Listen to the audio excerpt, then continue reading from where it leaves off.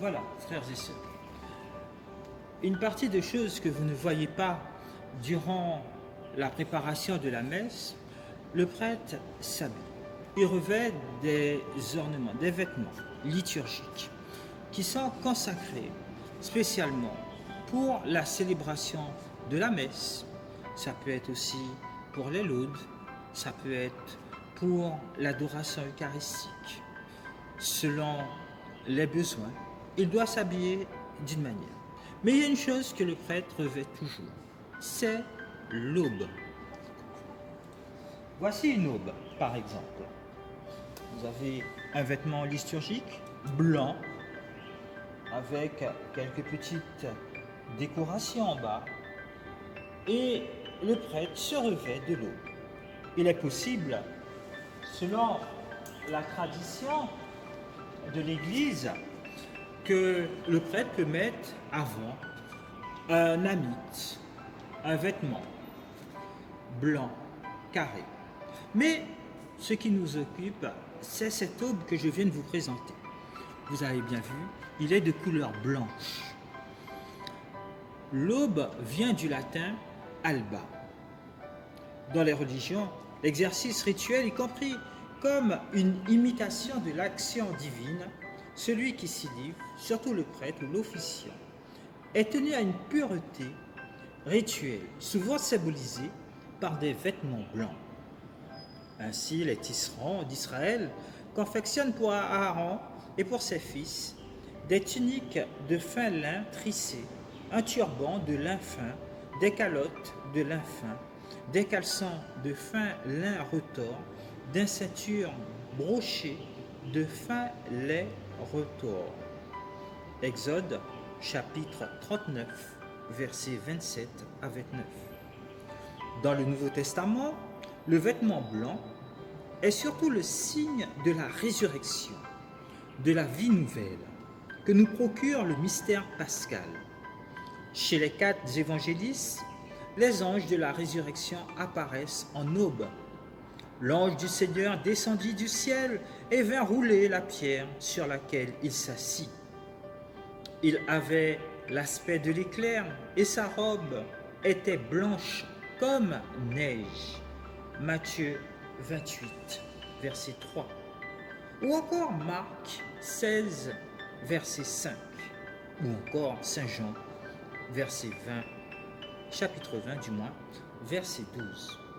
D'ailleurs, même le Christ Jésus glorieux apparaît à Saint Jean au tout début de l'Apocalypse. Il est revêtu d'une longue robe qui tombe jusqu'aux pieds, vêtement du grand prêtre, en Jean chapitre 1, verset 13. Il promet aux fidèles qui partageront sa victoire d'être vêtus de blanc. Ils m'accompagneront en blanc, car ils en sont dignes. Le vainqueur sera donc revêtu de blanc, et son nom, je ne l'effacerai pas du livre de vie. En effet, la foule immense des élus se révèle tout de blanc vêtus, debout devant le trône et devant l'agneau, vêtus de robes blanches, des palmes à la main.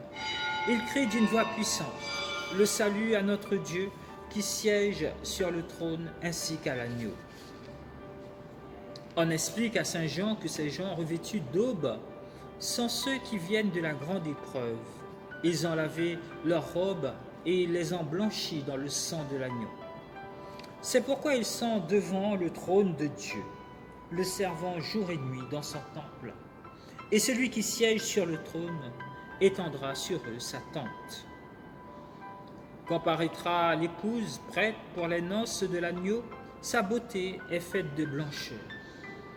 On lui a donné de se vêtir de lin d'une blancheur éclatante. Le lin, c'est en effet les bonnes actions des saints. La robe blanche, l'aube, est donc l'habit des renés. De ceux qui ont lavé leur robe dans le sang de l'agneau, les baptisés vivent déjà de la liturgie céleste. Ils sont entrés dans la vie divine. C'est pourquoi les petits-enfants sont revêtus d'une robe blanche pour leur baptême, et les adultes d'une aube pour le samedi et le dimanche in albis, lors de la profession de foi solennelle. Les adolescents aussi prennent l'aube. Les prêtres, les officiants et leurs assistants revêtent l'aube pour les célébrations liturgiques, en signe de leur insertion par les rites sacrés dans la vie même de Dieu qu'exerce la liturgie. Le blanc, c'est la couleur de la liturgie éternelle, l'évocation de la candeur, de l'incandescence de gloire. Notez que pour les orientaux, le blanc est la couleur du deuil.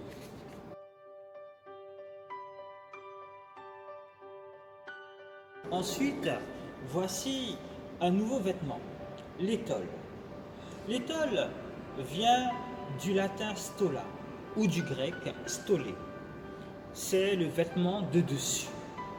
L'étole est l'insigne vestimentaire propre à ceux qui ont reçu le sacrement de l'ordre. Il s'agit d'une longue bande d'étoffe qui comporte 2 pans égaux.